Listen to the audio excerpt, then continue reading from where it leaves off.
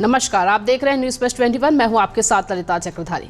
पाकिस्तान में 12.85 करोड़ मतदाता आज चुनेंगे नई सरकार। चुनाव के दौरान मोबाइल और इंटरनेट सर्विस भी बंद है। जी हां, बता दें, पाकिस्तान में आज नेशनल असेंबली और प्रांतीय चुनाव है। भारतीय समय के मुताबिक वोटिंग सुबह 8:30 पर शुरू हुई, जो शाम 5:30 तक चलेगी। पाकिस्तान में 24 करोड़ से ज्यादा लोग रहते हैं। इस साल देश में करीब 12.8 करोड़ मतदाता है जो बैलेट पेपर के जरिए वोट डाल रहे हैं।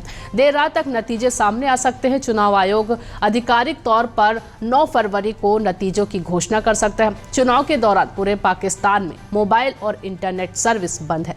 हालांकि इलेक्शन कमीशन ने बताया कि हमने सरकार से इंटरनेट सर्विस बंद करने के सिलसिले में कोई बात नहीं की थी।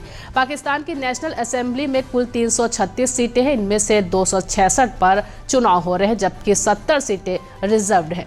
60 महिलाओं के लिए, 10 गैर मुस्लिमों के लिए। आर्थिक तंगी के बावजूद पिछले 4 चुनावों की तुलना में पाकिस्तान का इलेक्शन कमीशन इस बार के चुनाव में सबसे ज्यादा खर्च कर रहा है।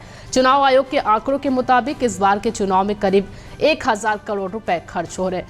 इन 3 पार्टियों के बीच मुकाबला आम चुनाव में पाकिस्तान मुस्लिम लीग नवाज PMLN, पाकिस्तान तहरीक-ए-इंसाफ PTI और बिलावल भुट्टो जरदारी के नेतृत्व वाली पाकिस्तान पीपल्स पार्टी PPP के बीच मुकाबला है।